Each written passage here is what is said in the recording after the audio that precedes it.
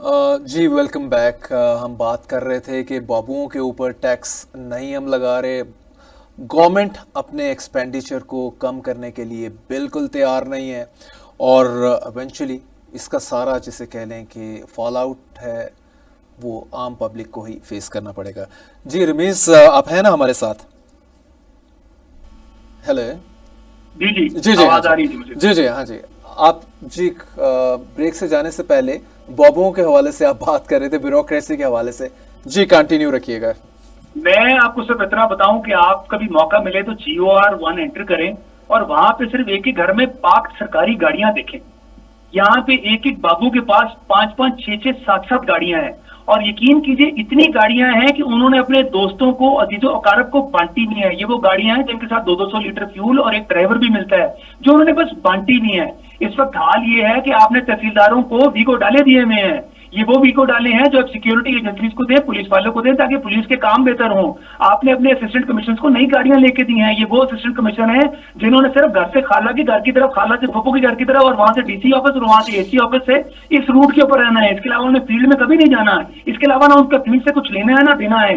बात यह है कि आपको रैशनलाइज करना पड़ेगा, आपको ये सोचना पड़ेगा ये पैसा कहां से आता है। जब तक इस मुल्क के आपकी हम लोग सबकी अपने पॉकेट से रिप्रेजेंटेटिव इलेक्ट करके नहीं भेजेंगे, कुछ तब्दीली नहीं आनी है। नहीं, तब्दीली तो आई है। 2 साल में 2 करोड़ लोग और गुर्बत की लकीर से नीचे चले गए हैं, आपको पता है? सर खतरनाक बात जो है ना वो ये है कि ये 2 करोड़ लोग बेशक नीचे गए हैं और ये वाकईतन अफसोसनाक बात है, लेकिन वो जो लोग जो आपके मुल्क का असासा है ना, वो मुल्क बहुत तेजी से छोड़ रहे हैं और आगे अगले 1 साल में आपको बेतहाशा लाखों लोग ये मुल्क छोड़ते नजर आएंगे। इस मुल्क में रहने के काबिल आधे लोगों को नहीं छोड़ा।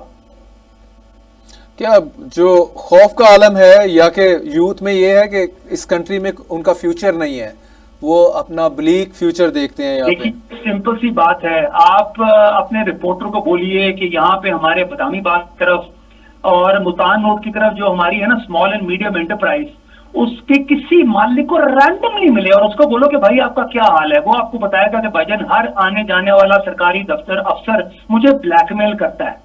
तो जहां पे आलम ये कि जिस इंडस्ट्री ने आपके मुल्क के लिए जॉब क्रिएशन करनी है, रेवेन्यू क्रिएशन करनी है, उनको आप डंडे मारते हैं, उनको आप दफ्तरों की लाइनों में खड़ा करते हैं, उनको जलील होकर करके ब्यूरोक्रेट्स खुश होते हैं। तो वहां पे आपके मुल्क में जो है वो टाटा और मित्तल नहीं पैदा होने, वहां आपके मुल्क में इसी तरह के नशात ग्रुप या मलिक रियाज टाइप के जो ग्रुप्स हैं ये पैदा होंगे। एक तरफ से पॉलिटिकल पैटर्नेज मिलेगी, दूसरी तरफ से जमीनों के ऊपर जो है वो अभी अपनी अभी तो आपके अभी तो मलिक रियाज भी भागे हुए हैं आपके इवेंचुअली, जो कि लगता था कि he is the darling of every kind of government and every type of establishment. तो मुश्किल टाइम तो उन साहब पे भी आया पड़ा है। निकल जाएगा जी। मुश्किल टाइम जब गरीब पे आता है ना वो अंदर होता है, जब अमीर पे मुश्किल टाइम आता है तो 2 4 इंक्वायरियां ज्यादा खुल जाती है। ये अमीरों का मुश्किल टाइम है, ये भी निकल जाएगा।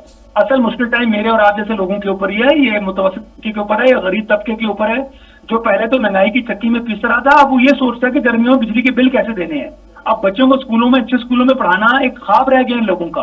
अब वो पता लग गया कि भाईजान महंगाई इस सतह गुर्बत से नीचे रहेंगे और पूरी जिंदगी इसके नीचे सर्वाइव भी कर लिया तो बहुत बड़ी बात है। और ये हुकूमत इतनी बेशर्मी का सबूत देती है कि हर, आप देखिए कि कॉटन में अभी क्या हाल हुआ है, कॉटन जेट का क्या हाल है, इससे पहले अब वीट ग्रोथ का आपने क्या हाल किया, उस इंडस्ट्री को बर्बाद करके उससे जो आपने एक आफ्टरमैथ में आपको एक फायदा मिला है शॉर्ट टर्म, आप उसके ऊपर खुश हो रहे हैं। आपने पेट्रोल का थोड़ा टाइम का रिलीफ देकर एक पूरा नर्व प्रिंट किया कि जनाब देखो हमने कितना रिलीफ दिया है, और आगे 3 से 4 दिनों बाद खबरें आ रही है कि जनाब 10 रुपए पेट्रोल और बढ़ने वाला है। तो ये पता नहीं कौन लोग हैं, कहां से आए और वो क्या करना चाहते हैं लोग। रमेश साहब मुझे बताएं कि सागडार साहब जो हैं वो फाइनेंस की सारी उम्र जिसे कह लें कि नौकरी करते रहे, because he is by profession chartered accountant. तो खैर इस मरतबा उनकी जगह नहीं बनी, समझा गया कि ये नालायक हैं, मतलब अदरवाइज इनको फौरन उसमें फाइनेंस मिनिस्ट्री दे दी जाती। नहीं देखिए, हुकूमत लाने वाले ना, हुकूमत लाने वालों ने जो इम्पोर्टेंट मिनिस्ट्री थी ना वो इनको नहीं दी है। इनको ना तो इंटीरियर मिनिस्ट्री मिली, फॉरेन मिनिस्ट्री को आप क्या समझते हैं? मुझे बताएं, फॉरेन मिनिस्ट्री को आप इम्पोर्टेंट नहीं समझते क्या? फॉरेन मिनिस्ट्री की वर्क ही कोई नहीं। आप कह रहे हैं इंपॉर्टेंट नहीं, मैं कह रहा हूँ वर्क कोई नहीं है। फॉरेन मिनिस्ट्री का काम ये है कि सिर्फ टूर, जैसे बिलावल साहब ने टूर किए थे ना, टूर का मुकाबला करो, कौन कितने ज्यादा टूर करता है वो टूर करो। तो आपकी जो फॉरेन डिप्लोमेसी है, ये किस मुल्क के साथ क्या राब्ता होगा, ये डिसीजन इस्लामाबाद में नहीं होता, इस्लामाबाद के सिस्टर सिटी में होता है सर। ये फैसला आप वेल politicians नहीं वेल करते वेल कि तो मुझे किसने बताएं दोषी कि कर काफी दिया है। फॉरेन मिनिस्ट्री ही काफी नहीं थी इनके टूरिज्म के जो कह लें कि उसको ख्वाहिश को पूरी करने के लिए कि इनको डिप्टी प्राइम मिनिस्टर का पोर्टफोलियो भी दे दिया गया, उसके पीछे क्या स्टोरी है? डिप्टी प्राइम मिनिस्टर का पोर्टफोलियो सिर्फ अना की तस्कीन के लिए दिया गया है, क्योंकि बात यह है कि एक नवाज कैंप है, एक शहबाज कैंप है। ये लोग कभी माने तो नहीं, लेकिन मेरा ख्याल है कि जो अब भी ना माने कि नवाज कैंप और शहबाज कैंप एग्जिस्ट करता है, वो शायद बिल्कुल ही वो क्या बोल सकते हैं, उसके उसकी उसकी विजडम पे बंदा क्या बोल सकता है। कि आप ये देखिए कि एक नवाज शरीफ साहब जो है वो बिल्कुल बिहाइंड द सीन गए हुए हैं, बिहाइंड द कर्टन गए हुए हैं, लेकिन पूरी पॉलिटिकल पार्टी इस वक्त नवाज शरीफ का राग रहा पा रही है। और शहबाज शरीफ तो अब ऐसा लग रहा है कि अगर कुछ चीजें मजीद खराब गई तो शायद नवाज शरीफ निकल के अपने भाई पे चढ़ दौड़े। जिस तरह से जो पॉलिटिकल पॉस्चरिंग हो रही है, तो कुछ बात नहीं है कि ये पॉलिटिकल पार्टी जो है अपने भाई की परफॉर्मेंस को फिरताब ले आए, लेकिन अभी तक क्योंकि पता ये है कि पिंडी जो है वो उनके साथ है, भाई के साथ है, तो इसलिए बहुत सारी चीजें अपने भाई के सपोर्ट के साथ मिलाई जा रही है।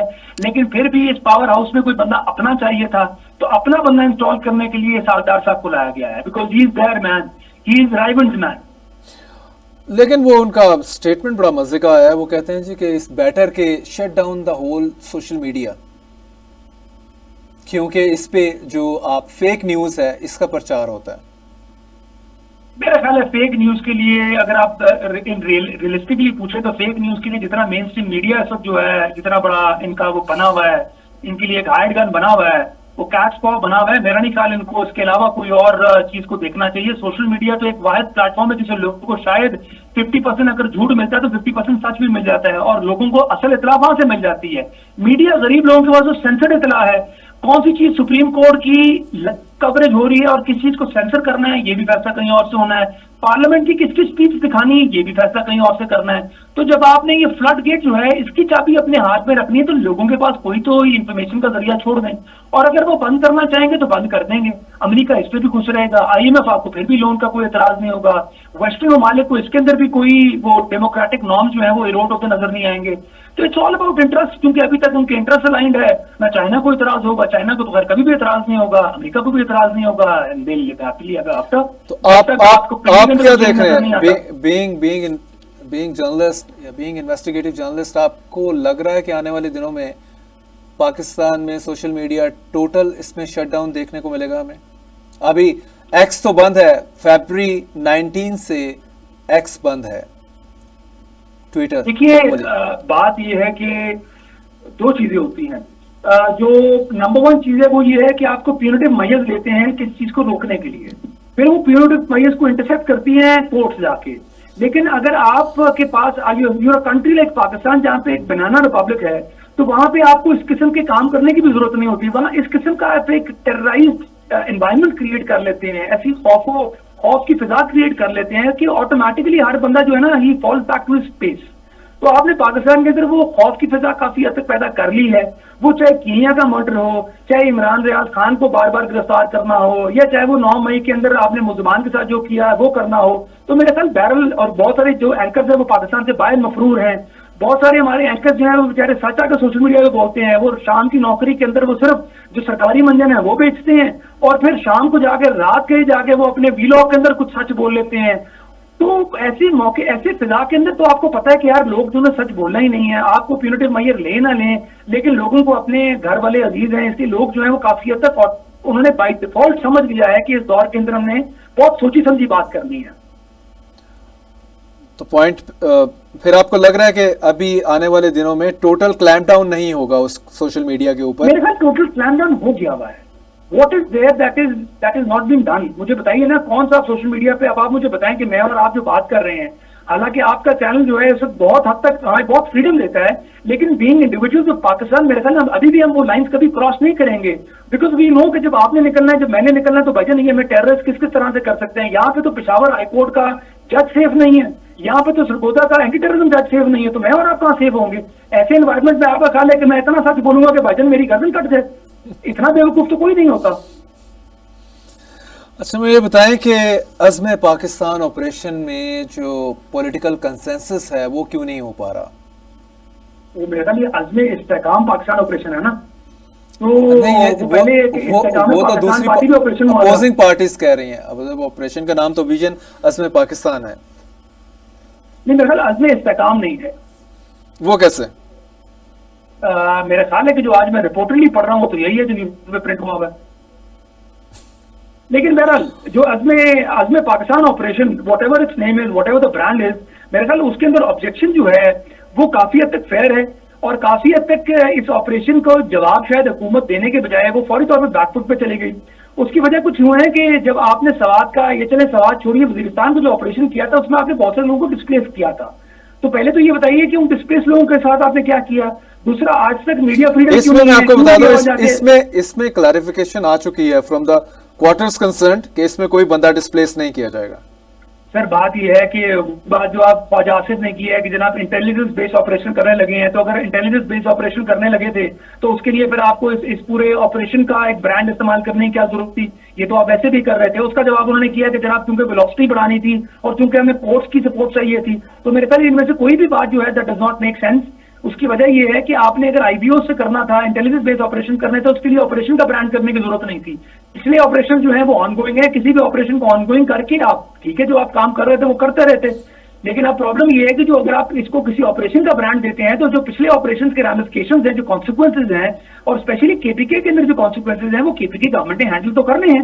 जो वहां के लोग डिस्प्लेस हुए हैं, जिस तरह से उनकी जो कल्चरल वैल्यूज है उनको रोड किया गया है, जिस तरह से उनके साथ सलूक किया गया जब उनको डिस्प्लेस किया गया, तो मेरे ख्याल people are well within their rights to ask कि भाई आप हमारे साथ क्या सलूक करेंगे। क्वेश्चन तो ये है ना जी कि चार देखें चार पार्टीज जिसमें दो बड़ी पार्टीज हैं, इसमें पीटीआई है, दूसरी जेयूएफ है, अब मौलाना फजल रहमान और दूसरी तरफ इमरान खान साहब जो हैं ये इसको अपोज कर रहे हैं, ये गवर्नमेंट के साथ नहीं बैठना चाह रहे इस ऑपरेशन को, या इसको ग्रीन लाइट नहीं कर रहे। तो मुझे ये बताएं कि वे फॉरवर्ड क्या है इसमें, कि गवर्नमेंट के पास, गवर्नमेंट क्या इनको छोड़ दे? अगर इनको छोड़ देती है तो इट मीन्स कि केपी में पीटीआई की गवर्नमेंट है, उसको लिए बगैर आप इतना बड़ा ऑपरेशन कैसे लॉन्च करेंगे? तो ये बहुत मतलब it's not an easy thing कि मतलब आप अनाउंस कर दे गवर्नमेंट और कहे मैं ऑन इट्स माई ओन हम कर लेंगे सिक्योरिटी एजेंसीज के साथ मिलके, और आपका जो सूबा है वो आपके साथ खड़ा ना हो। और अगर हम और बड़े उसमें चले जाएं तनाजुर में, मीन अवाम आपके साथ नहीं खड़ी उस सूबे की, किस तरह से आप मूव फॉरवर्ड करेंगे? बात करते हैं तो जो गंडापुर साहब की अपनी जमीनें हैं वो काफी हद तक जो है उनके कंट्रोल में नहीं रही। Before becoming a chief minister उनकी बहुत सारी जमीनें जो हैं वो मिसक्रिएंट्स के कंट्रोल में रही हैं। तो he himself is a victim of all this. ये नहीं हो सकता। और ये एक्सपेक्टेशन जो है शायद जो पीटीआई से लोग लगा रहे हैं कि वो ऑपरेशन को रोकने की कोशिश करेंगे, ये मुझे लगता है गलत है। क्योंकि जो भी गवर्नमेंट पावर होगी, व्हाई वुड दे वांट कि भाई उनके सूबे के अंदर जो है वो पीस नहीं आएगा। टर्मल से तो कोई बेनिफिट नहीं कर रहा, पॉलिटिकल गवर्नमेंट भी बेनिफिट नहीं करते, क्योंकि पॉलिटिकल गवर्नमेंट की जो अपनी अथॉरिटी है वो रोड होती है। तो प्रॉब्लम ये है कि यहाँ पे जो ऑपरेशन है that is not the bone of contention.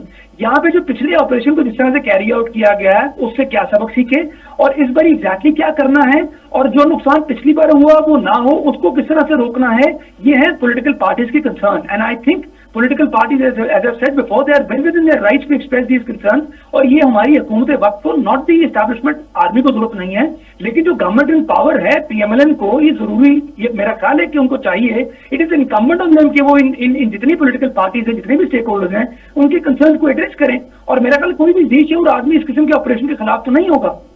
Ramesh साहब मुझे बताएं कि जो आपके डिफेंस मिनिस्टर हैं ख्वाजा आसिफ, नॉन फॉर कोई शर्म होती है, कोई हया होती है, आजकल ये फिक्रा उन्हीं के ऊपर लग रहा है क्योंकि रिहाना डार से वो रिपोर्टेडली 50,000 से ज्यादा वोटों से हारे हुए हैं। फॉर्म 45 अगर आ जाए सामने, क्वेश्चन ये है कि उनकी तरफ से तो कोई स्टेटमेंट या कोई हम प्रेशर देखते हैं वो तो उन्होंने चढ़ाई करके रखी होती है इन सारी पार्टीज के ऊपर। वो कहते हैं वो अपने वोट बैंक के लिए पीटीआई, जेयूएफ, कल को जो मौलाना फजल रहमान पीडीएम में शामिल थे, जिन्होंने मेन धरना दिया था इमरान खान की गवर्नमेंट में, आज वो उनको भी विलन बना के बैठ गए हैं। तो इस तरह से आप कंसेंसस कैसे डेवलप करेंगे जिसमें एक तरफ से डेली बेसिस पे फायरिंग हो रही है from the side of Khawaja Asif type people, तो कैसे आप चलेंगे फिर आगे सबको साथ लेके? देखिए, मेरा एक तो सबसे पहली बात ये है कि ख्वाजा आसिफ वाला सवाल जो है तो वेरी इंपॉर्टेंट क्वेश्चन, लेकिन उससे पहले मैं आपको ये बताऊं कि मेरे अंदाजे के मुताबिक defence ministry only rubber stamp, उसका इसके अलावा कोई मकसद नहीं है। वो ठीक है ठप्पे लगाने के लिए होती है कि जहां से अप्रूवल आ जाए इसको आप ठप्पा लगा दो, वहां से अप्रूवल आ गई ठप्पा लगा दो। इसके अलावा डिफेंस मिनिस्ट्री के पल्ले कुछ नहीं होता। इसलिए वो बेचारे जो है ना वो बस स्टेटमेंट्स दे के ही अपनी जो है वो पोजीशन को वाजे करते रहते हैं कि भाई मैं डिफेंस मिनिस्टर हूँ। अदरवाइज के उनकी काम की बाबत से तो उनकी कोई शिनाख्त नहीं होती। और पाकिस्तान में डिफेंस मिनिस्टर्स की हिस्ट्री में देख लें, वो बेचारे डबल स्टैम्प ही रहते हैं, क्योंकि इस डिफेंस मिनिस्ट्री के नीचे एक ऐसा इदारा आता है जिस इदारे के नीचे प्राइम मिनिस्टर होता है, तो फिर डिफेंस मिनिस्टर बेचारे की क्या बर्थ है। जहां तक बात यह है कि ये पीएमएलएन की लीडर्स बिल खसूस इस वक्त सिचुएशन के अंदर डिफेंस मिनिस्टर जो है वो इस किस्म के एंटागनिस्टिक बयान क्यों दे रहे हैं कि पीटीआई को एक तरफ से ऑफेंड करे, दूसरी तरफ से वो पीटीआई को जो है वो ऑलिव ब्रांच एक्सटेंड कर रहे हैं। Not even PTI, even JUF, मैं वही बताया जो इनका इनके अलाई थे। PTI being the biggest stakeholder, let's talk about PTI in particular, क्योंकि जेयूएफ को तो फिर भी वो मना लेंगे, और जेयूएफ तो आपको पता है 2-4 उनको कश्मीर अफेयर्स की मिनिस्ट्री मिल जाएगी, तो आपको पता है वो मौलाना फजल रहमान साहब जो है इजीली इंटाइसेबल, वो मान भी जाएंगे। लेकिन मैं थोड़ा सा डिफर करूंगा या डिसएग्री करूंगा आपसे। अगर ये सिर्फ कश्मीर कमेटी की चेयरमैनशिप ही होती तो वो देने के लिए पीएमएल गवर्नमेंट तैयार थी। इस मरतबा वो केक में बड़ा पीस चाह रहे थे, उसके लिए कोई तैयार नहीं था, तभी तो वो इस सारे मामला बड़ा पीस भी पीपल्स पार्टी वाला है ना, कि उनको पावर चाहिए, उनको पावर के साथ पोजीशन चाहिए, तो मिनिस्ट्री एक नहीं, दो नहीं, 3 मिल जाएगी, एक गवर्नरशिप मिल जाएगी, तो ultimately it all falls down to how much of a pie do you get in this flag, उसका स्लाइस आपको कितना मिलेगा इस पाई के अंदर। लेकिन coming back to the original question which is कि ये पॉलिटिकल पार्टी जो है एक तरफ से वो दोस्ती का हाथ एक्सटेंड करती है और दूसरी तरफ से बगल में छुरी रख के बैठी है, तो मेरा ख्याल है इसका जवाब बड़ा सिंपल सा ये है कि PMLN does not want PTI कि वो अपने फेंसेस जो है वो मेंट करे एस्टैब्लिशमेंट के साथ। They want PTI on the rough edge, ताकि वो इसी तरह से पीटीआई को एक तरफ जो है वो बिल्कुल कॉर्नर करके अपनी हुकूमत को प्रोलॉन्ग करे, क्योंकि एस्टैब्लिशमेंट के साथ अगर पीटीआई अपने मामला जो है वो वापस प्लेकेट कर लेती है, वापस अपने फेंसेस को मेंट कर लेती है, तो फिर पीएमएलएन की जो फ्यूचर है वो दैट विल इंस्टेंटली कम इन वो अंडर थ्रेट। तो उनका जो सर्वाइवल है वो इन दो की लड़ाई करवा के है, वो एस्टैब्लिशमेंट और पीटीआई की लड़ाई के अंदर ही वो प्राइम मिनिस्टर बने हैं। पहले भी तो यही हुआ जब पीडीएम की गवर्नमेंट नो कॉन्फिडेंस आया, बेसिकली ये उनकी सक्सेस थी और इमरान का फेलियर था कि वो नहीं चल पाए जैसा भी था। तो क्योंकि ये पुराने गुरु हैं, दोनों पॉलिटिकल गुरुज हैं, हाथी का पैर है जी, हाथी का पैर जहाँ जाएगा आपके उसका फेलियर। उनका यही ख्याल था ना कि लड़ाई करवा दें एक मरतबा, फिर इनकी मौजें हैं तो वो मौजें कर रहे हैं अब, और अब उनकी मौजें उसी सूरत में बरकरार रहेंगी अगर एस्टेब्लिशमेंट और पीटीआई की लड़ाई जारी देखिए, हुकूमत करने के साथ आपको ये पता है कि पूरे मुल्क में आपकी इज्जत नहीं है। हुकूमत करने के साथ आप हर स्पीच नेशनल असेंबली में जो करते हैं उसमें आप ये कहते हैं कि जनाब सोशल मीडिया लोगों को मिसगाइड कर रहा है, क्योंकि social media is the only voice जहाँ पे 24 करोड़ लोगों में से 1 करोड़ लोग जो है अपनी वॉइस एक्सप्रेस करते हैं। आपको पता है गली मोहल्ले में आपको गाली पड़ रही है, आपका अपना लीडर नवाज शरीफ बेचारा खुल के बेचारा बोल नहीं पाता इस डर से कि यार अगर मैंने आज इस हुकूमत को सपोर्ट एक्सटेंड कर दी तो कल वो तो जाती उम्र में बेचारे कैद हुए हैं ना, आप इस तरह कर लें। Rameez, thank you very much for your insight. और नाज़रीन, Azm Pakistan operation, we hope के इस पे कंसेंसस डेवलप कर जाए between all the parties, all the stakeholders, because अगर ये लॉन्च होता है तो ये ऑफ कोर्स पाकिस्तान के बेनिफिट के लिए है। पाकिस्तान ने टेररिज्म को टेक ऑन करना है, टेररिज्म को ख़त्म करना है टिल लास्ट टेररिस्ट। इस तरह के ऑपरेशंस तो जिसे कहते हैं नीड ऑफ द आवर होते हैं, एंड लेट्स होप कि इस पे कंसेंसस डेवलप हो। See you next week, till then अल्लाह हाफिज़। अस्सलाम वालेकुम, मैं हूं जुल्करनैन ताहिर। यूएस कांग्रेस ने जो रेजोल्यूशन अडॉप्ट की थी जिसमें पाकिस्तान में इलेक्शंस के ऑडिट का मुतालबा किया था, उसका पाकिस्तान की गवर्नमेंट ने एक काइंड ऑफ बिफिटिंग रिस्पांस दे दिया on the floor of the house. National assembly के फ्लोर के ऊपर गवर्नमेंट ने जो है काउंटर रेजोल्यूशन पास की, जो यूएस कांग्रेस ने डिमांड किया था कि पाकिस्तान में इलेक्शन फ्री एंड फेयर नहीं हुआ, इसका ऑडिट होना चाहिए, इसका प्रोब होना चाहिए। तो पाकिस्तान ने इसको कहा जी कि आप इंटरफेयर कर रहे हैं हमारे मामलात में, हम इसको आउटराइटली रिजेक्ट करते हैं। दूसरी तरफ पीटीआई ने, जाहिर है इस पे प्रोटेस्ट करना था, उन्होंने तो इस रेजोल्यूशन को, ये तो उनकी फेवर में थी, जो यूएस की रेजोल्यूशन उनकी फेवर में थी, तो पाकिस्तान की रेजोल्यूशन उनकी जाहिर है उस फेवर में की बजाय डिसफेवर में चली जाती है, तो वो टोटली दे अपोज्ड इट। लेकिन बाय द वे ये रेजोल्यूशन अडॉप्ट कर ली गई। प्रोग्राम में हम साथ में बात करेंगे अज़्म पाकिस्तान ऑपरेशन की। अभी तक कंसेंसस डेवलप नहीं हुआ, 4 पार्टीज़ इसको अपोज कर रही हैं। पीटीआई टॉप ऑफ दैट है, मौलाना फजल रहमान की JUIF है, उसके बाद ANP है एंड जमात इस्लामी है। उनका कहना यही है कि आप इश्यू को पार्लियामेंट में लेके आएँ, सारे स्टेक होल्डर्स को ऑन बोर्ड करें और फिर उसके बाद ऑपरेशन अगर आप समझते हैं ज़रूरी है फिर लॉन्च किया जाए, लेकिन कंसेंसस पहले पॉलिटिकल डेवलप कर लिया जाए। इसी तरह केपी गवर्नमेंट ने भी, जो कि पीटीआई की गवर्नमेंट है वहाँ पे, वो कहते हैं कि हम केपी असम्बली में भी इसको डिस्कस करेंगे, और ऑलरेडी उन्होंने एक जरगा भी कर लिया है।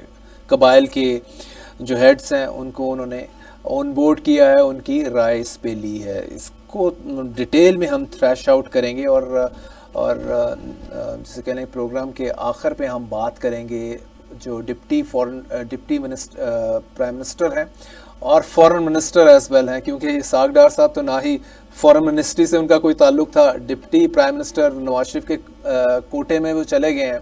तो वो कहते हैं जी कि सोशल मीडिया इस बेटर के इसको आप बंद कर दें, क्योंकि वहाँ पे रॉन्ग फैक्ट्स जो हैं वो प्रोपोगेट होते हैं।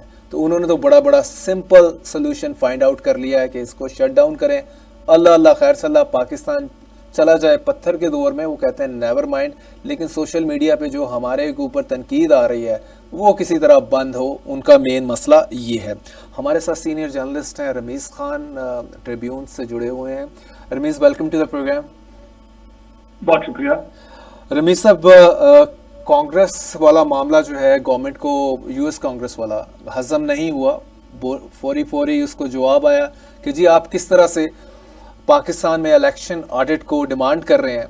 जाहिर अगर इसका रिस्पॉन्स शायद दूसरा होता, अगर इसमें दाल में काला ना होता है, लेकिन इसमें तो दाल कम है काला ज़्यादा आपके सामने ही है। जो फरवरी 8 को हुआ, हम सब ने विटनेस किया किस तरह से इलेक्शन वाले दिन, ठीक है, इंटरनेट सर्विस बंद हुई, टेलीफोन सर्विस बंद हुई, लेकिन उसके बावजूद भी जो रिज़ल्ट की ट्रेंड्स आना शुरू हुए तो वो सारे पीएमएल नून पीपीपी के अगेंस्ट चल रहे थे। तो हमने देखा कि फिर 12 बजे के बाद किस तरह से सारे रिज़ल्ट इलेक्शन कमीशन कहीं गुम गया, सो गया, क्या कहेंगे। और उसके बाद फिर सुबह तक मनूवरिंग मैनिपुलेशन चलती रही। इट्स ए ओपन सीक्रेट, अब मैं कोई नई बात नहीं इसमें बता रहा। तो फिर मर्जी के रिजल्ट आए और फिर एक नई गवर्नमेंट फॉर्म हुई लेड बाय शहबाज शरीफ साहब। तो अगर ये ऐसा ना हुआ होता तो गवर्नमेंट बड़े आराम से कहती हमें ऑडिट करवाने में कोई मसला नहीं है। इवन उन्होंने कहना था पाकिस्तान की जुडिशरी तो अपनी जगह के ऊपर, कोई अमेरिकन सेनेटर आके भी इसको प्रोब करना चाहें तो हमें कोई प्रॉब्लम नहीं है। Your take. देखिए, मैं आगाज करूंगा उस बात से जिसमें आपने लफ्ज यूज किया बिफिटिंग रिप्लाई, और इस पे मुझे एतराज इसलिए भी ज्यादा है कि हमारे जितने अंग्रेजी के अखबारात हैं, वैसे तो दो ही हैं जिनसे एक आपका ताल्लुक है, दूसरे का मेरे से ताल्लुक है, और उनको मिला के बाकी इवन उर्दू के अखबारात और जितनी मेन नशरियाती इदारे हैं उन्होंने इसी किस्म की जुबान कि जी बड़ा मुस्बत और बड़ा बिफिटिंग किस्म का रिप्लाई जो है यूएस कांग्रेस को दिया गया है हमारी असेंबली की तरफ से। तो मेरा ख्याल है कि ये इट्स क्वाइट अनफेयर। उसकी वजह यह है कि फॉर अ मोमेंट मान लीजिए कि ये इलेक्शन जो है वो रिग्ड है, for a moment, for sake of example मान लेते हैं, हम किसी कानूनी बहस में नहीं जाते, फैक्चुअल बहस में नहीं जाते, तो इलेक्शन रिग्ड होने की सूरत में बेनिफिशियरी कौन होंगे? बेनिफिशियरी वही होंगे जीते हैं। असेंबली में कौन लोग हैं? वही लोग हैं जो भाई रिग्ड इलेक्शन जीत कर आए हैं। तो वही रिग्ड इलेक्शन जीतने वाले कोई एक रेजोल्यूशन छोड़ के 101 भी पास कर लेंगे तो उससे क्या फर्क पड़ेगा? एक क्रिमिनल को अपने फैसला करने के लिए आप पकड़ा दे, भाई तुम चोर हो या नहीं हो, वो क्या बोलेगा कि मैं चोर हूं? कभी भी नहीं बोलेगा। या एक क्रिमिनल को दूसरे क्रिमिनल के लिए अगर आप जज बना देंगे, उससे बोलोगे भाई तराजू तुम्हारे हाथ में, तुम फैसला करो, क्या बोलेगा? उसको कहेगा भाई क्लीन चिट है, बिल्कुल ईमानदार आदमी है, क्योंकि भाई वो खुद भी क्रिमिनल है। हाँ, लेकिन तो प्रॉब्लम ये है कि ये असेंबली की लेजिटिमेसी अपनी क्या है, वो बिफिटिंग रिप्लाई किस तरह दे सकती है, नंबर वन। नंबर टू, बात ये है कि जितने भी पॉलिटिकल पार्टीज हैं, इंटरेस्टिंगली सारों ने ही रिगिंग के इल्जाम लगाया। पीपल्स पार्टी तो आज भी कादर मंदोखेल जो है वो इल्जाम लगाते हैं, उनके सिटिंग गवर्नर जो है वो भी इल्जाम लगाते हैं जनाब मेरा, उनको कहते हैं मेरा जाती इलेक्शन चोरी हुआ, मेरे 60,000 50,000 वोटों को 5,000 में कन्वर्ट किया गया। इसके अलावा पीटीआई खुल्लम खुल्ला इल्जाम लगा रही है, जेयूएफ इल्जाम लगाती है, एमक्यूएम ने इल्जाम लगाया, एएनपी इल्जाम लगाती है, बलोचिस्तान की पार्टी इल्जाम लगा रही है। इंटरेस्टिंगली नून लीग खुद ने इल्जाम लगाया कि जनाब इलेक्शन रिग हुए केपीके के अंदर। इल्जाम लगाना जनाब, शहबाज शरीफ साहब ने प्रेस कॉन्फ्रेंस होल्ड करके हमें बड़ी लंबी चौड़ी तकरीर करके सुनाया कि जनाब वहां पे तो इलेक्शन के रिजल्ट ये बनते नहीं थे, ये तो रिग्ड इलेक्शन है, हम इल्जाम नहीं लगाना चाहते, लेकिन हमें पता है वहां किस किस्म की रिगिंग हुई है। तो सारी की सारी पोलिटिकल पार्टी जो है वो मान चुकी हुई है इलेक्शन रिग्ड है। जहां तक बात यह है कि अमेरिकन रेजोल्यूशन को आज ये नया ट्विस्ट नून लीग ने देने की कोशिश की है, तो मेरे ख्याल में इमरान खान की एक स्टेटमेंट याद आती है कि एक तो ये लोग पढ़े लिखे नहीं है, दूसरी कोशिश भी नहीं करते हैं, और भाई इंटरफेरेंस के अंदर और एक रेजोल्यूशन पास होकर आपको कुछ सजेस्ट कर दिया है या आपसे कुछ चीज डिमांड कर ली, उसमें बड़ा जमीन आसमान का फर्क है। आज जब लतीफ उसको साइफर के साथ जोड़ रहे हैं, तो पता नहीं इन लोगों की अकल घास चरने गई है, क्या हो गया इनके साथ। भाई साइफर का मामला दुरुस्त था या गलत था, लेकिन that pointed towards a possible interference.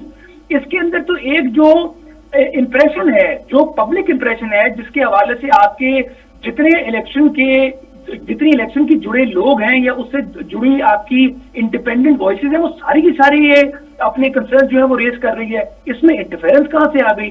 तो मेरा ख्याल है this shows incompetence of this government. और अब उनको शायद पता नहीं क्यों ये लग रहा है कि अब उनको बड़ा को जवाब देंगे और जवाब देके हम उनको बताएंगे कि हम कितने इंडिपेंडेंट हैं। और ये अमेरिका को नहीं बताना, ये बेसिकली लोगों के सामने मंजन बेचना। और इसमें इंटरेस्टिंग बात ये है, ये उसी रोज मंजन बेचा गया है, यानी कि कल के रोज जो मंजन बेचा गया तो उसी रोज बजट पास किया गया। वो बजट जो कि IMF डिक्टेटर बजट है, वो बजट पास करते हुए उन्होंने बताया कि जनाब हम गुलाम नहीं हो। भाई गुलाम ना हो तो IMF डिक्टेटर बजट क्यों पास करो तुम लोग? तो ये बस लोगों को बेवकूफ बना रहे हैं, और मसला कोई नहीं है। ये सब लोगों को मिलकर, चूंकि अब लोगों के अंदर सख्त नहीं है कि लोग सड़कों पे आके एहतजाज करें, तो बस जो इनके दिल में आता है वो करते हैं, जो इनके दिल में आता है वो कहते हैं। अब इनके ख्याल में लोग जो है वो इतने कम अकल, इतने कुल जहन है कि ये जो भी फजूलियात मुगलजात बकेंगे वो लोग मान लेंगे। तो I think it has gone down to such a stage जहां बस इनकी बातों पे कमेंट करने को भी दिल नहीं करता। रमेश साहब, क्वेश्चन ये है कि गवर्नमेंट, ये यूएस का मामला, यूएस कांग्रेस का, अगर ये इस तरह की डिमांड किसी छोटे कंट्री से आई होती, देखें SHO है दुनिया का US, at the same time हम हमेशा यूएस की तरफ ही देखते हैं जब भी हमें थोड़े से, जिसे कहते हैं, टुकर चाहिए होते हैं, बक्स चाहिए होते हैं। IMF से 1-1 बिलियन के लिए हम नाक की 20-20 लकीरें निकालते हैं, वो बल्कि हमसे निकलवाता है।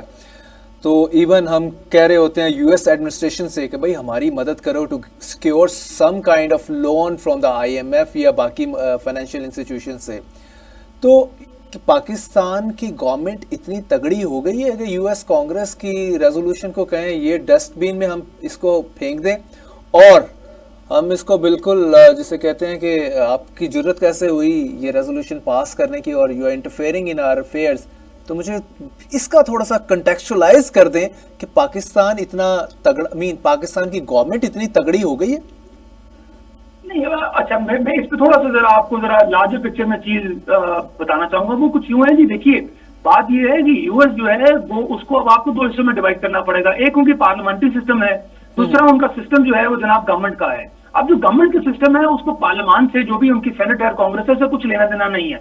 वो बिहाइंड द सीन जो एस्टैब्लिशमेंट उनकी खेल रही है, किस मुल्क के साथ क्या राब्ता रखना है, चाइनीज प्रेशर में हमने किसको लेकर चलना है, इंडिया के साथ किसके ताल्लुकात बेहतर कराने हैं, वो बिहाइंड द सीन पेंटागन के साथ या बाकी जो इदारे मिलकर फैसला करते हैं, वो व्हाइट हाउस उसको एग्जीक्यूट कराता है। उससे कांग्रेस का या उससे बाकी इनके पार्लियामेंट्री जो भी फोरम्स है उस पर उसकी कोई बेयरिंग नहीं होती है। ये सिर्फ एक पॉलिटिकल मैसेजिंग है, एक पॉलिटिकल सिग्नलिंग है, जो पूरी दुनिया में शायद आप एक PTI उसको यूज कर सकती है या कोई और ग्लोबल पब्लिकेशन इसको यूज कर सकती है टू जस्टिफाई कि जनाब पाकिस्तान के इलेक्शन जो है they were not free and fair.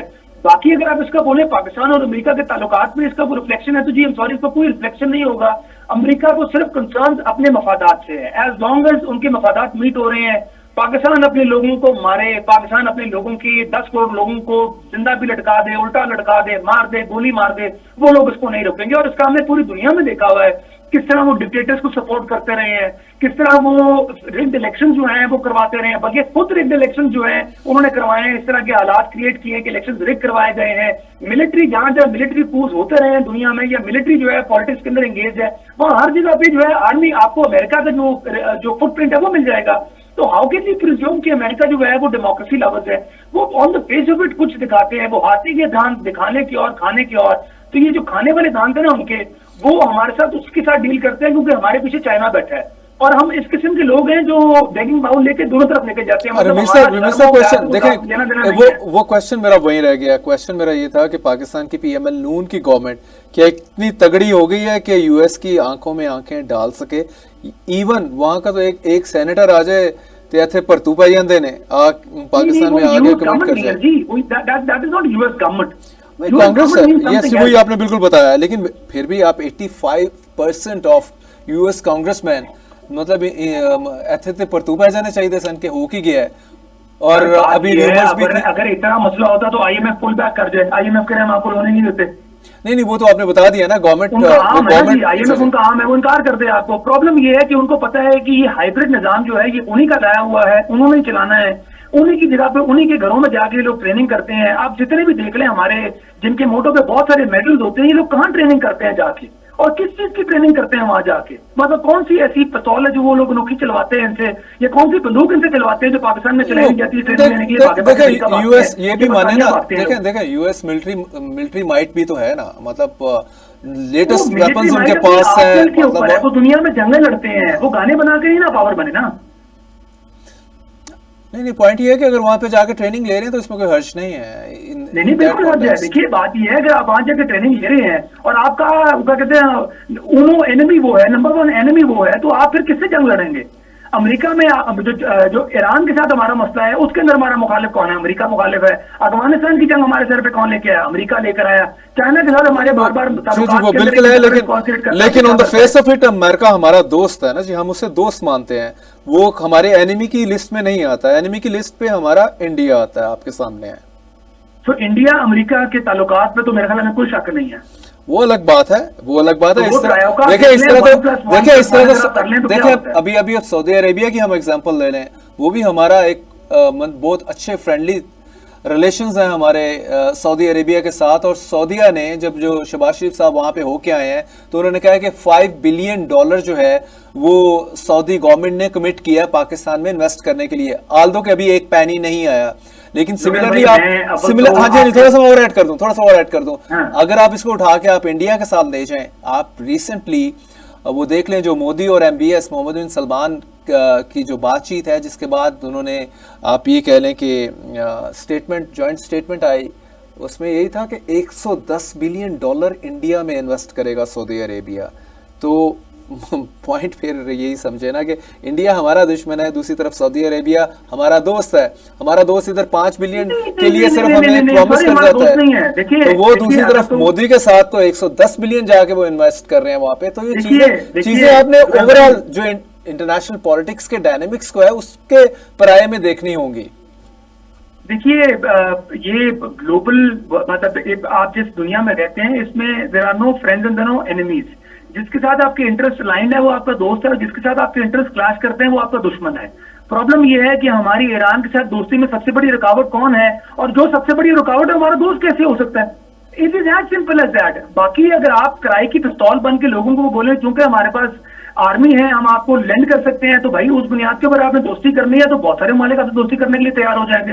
किराए की पिस्तौल किसको नहीं चाहिए होती है? इस तरह थोड़ी दुनिया दोस्ती करती है। हम लोग जिस बुनियाद पे दोस्ती करते हैं, सऊदी अरब अगर उस बुनियाद पे हमें देखे तो इससे अच्छी क्या बात हो सकती है? मुस्लिम मुल्क हमें दोस्ती करनी चाहिए आगे। लेकिन प्रॉब्लम ये है कि हमारी जरूरत रहती है ना।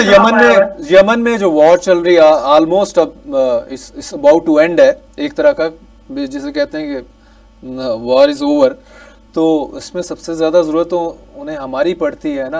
इस तरह के मामलात में हमारी जरूरत है, वैसे नहीं। I want to give a disclaimer, I am 100% with MBS, मैं MBS के बिल्कुल साथ हूँ। I am 100% with entire Gulf region, जितने भी उनके हेड्स हैं उनके बिल्कुल साथ हूँ कि वो बिल्कुल ठीक सोचते हैं। वो अपने मुल्क के लिए सोचते हैं, they think about their people and their country as opposed to us कि हम हर चीज के लिए सोचते हैं लेकिन अपने लोगों के लिए नहीं सोचते हैं। तो इवन मोदी हमारे लिहाज से बेहतर है कि भाई वो अपने मुल्क का अच्छा तो सोचता है। इस तरह तो नहीं है कि हमारे मुल्क की अपनी इंटरेस्ट बाहर बेची जाए, अपने लोगों को हम कुर्बान करी जाए। तो जब हम किसी मुल्क की, अगर आप मेरे मुंह से किसी मुल्क के बारे में मुखालफत सुन रहे हैं, that is only being a Pakistani. If I look at things from their perspective तो शायद वो बिल्कुल ठीक लगते हैं, because for every countries head for him the first and foremost important thing is कि वो अपनी कंट्री के इंटरेस्ट को जो है वो सेफगार्ड करे, और वो लोग करते हैं। जी लेकिन आप ये MBS बीट शेख मोहम्मद बिन सलमान सारे के सारे कर रहे हैं जी। ये देखें, अगर हम सिर्फ इंडिया की एग्जांपल ले लें, देखें अगर आप अपना नेबरिंग खिता उठा के देख लें, इस टाइम आपको कहीं भी नहीं ऐसा मामला मिलेगा जो पाकिस्तान में है। पाकिस्तान में तो हम आपस में ही लड़ रहे हैं, और जहां आपस में लड़ते हैं तो उसका मतलब है वहां पे पॉलिटिकल स्टेबिलिटी नहीं होती। पॉलिटिकल स्टेबिलिटी नहीं है तो इकोनॉमिक स्टेबिलिटी नहीं है, इकोनॉमिक स्टेबिलिटी नहीं है तो इट मींस कंट्री प्रोग्रेस नहीं कर रहा, लोग भूखे मर रहे हैं। देखें अमेरिका के पास ना वो गिदर सिंगी है, they know how to create this domino fall, और इस डोमिनो फॉल को क्रिएट करने के लिए सबसे पहला काम आपने जो करना होता है वो क्या करना होता है कि आप एक मुल्क की मिलिट्री को उनके बॉर्डर से उठा के पॉलिटिकल हाउसेस के अंदर लाके बैठा दें और उनसे बोले जी पॉलिटिकल मनूवरिंग करें। उसके बाद उस मुल्क की इकोनॉमी को डिस्टेबलाइज कर दें। वो इस किस्म का एक मिक्सचर बन जाता है, लेक्चर बन जाता है कि कभी मुल्क किसी भी मुल्क को ठीक नहीं होने देता। और आप पूरी दुनिया के ममालिक का दैचा निकाल लें, 80% ममालिक के दरमियान यही हुआ होगा, और वहां पे आपको अमेरिका का फुटप्रिंट मिल जाएगा। देखें बड़ा जबरदस्त जो मेस है we are in at the moment, तो मुझे बताएं कि इस मेस से हम निकलेंगे कैसे? पॉलिटिकल मेस है, इकोनॉमिक मेस है। नहीं, हम निकलना चाहते नहीं है।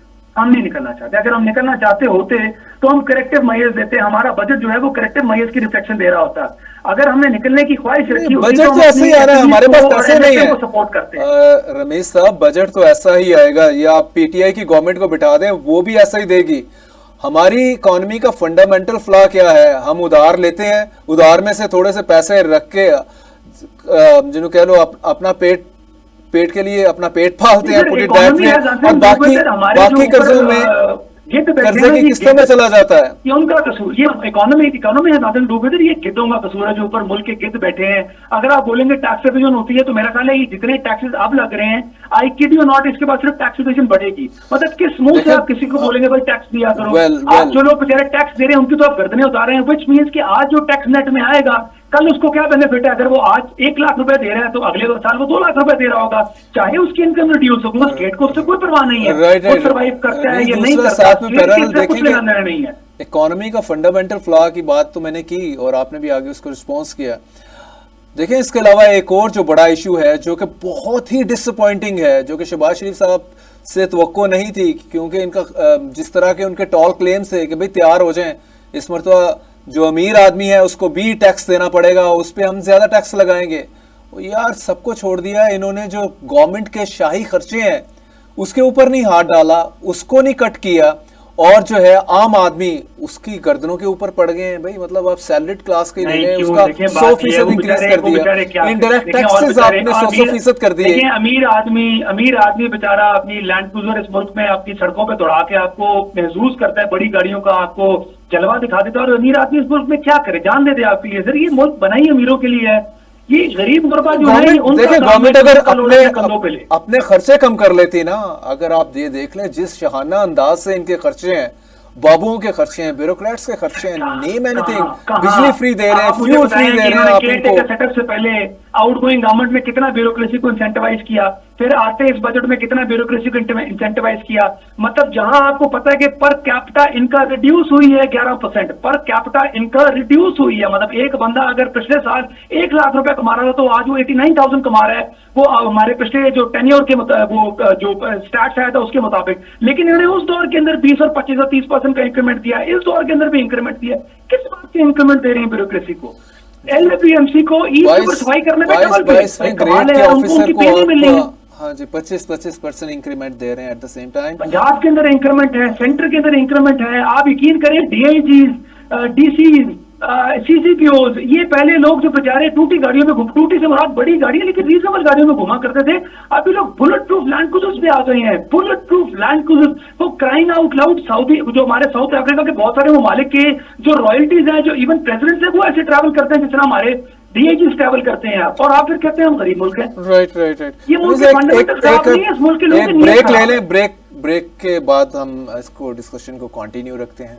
टेक ए ब्रेक, आपसे भी चर्चा को जारी।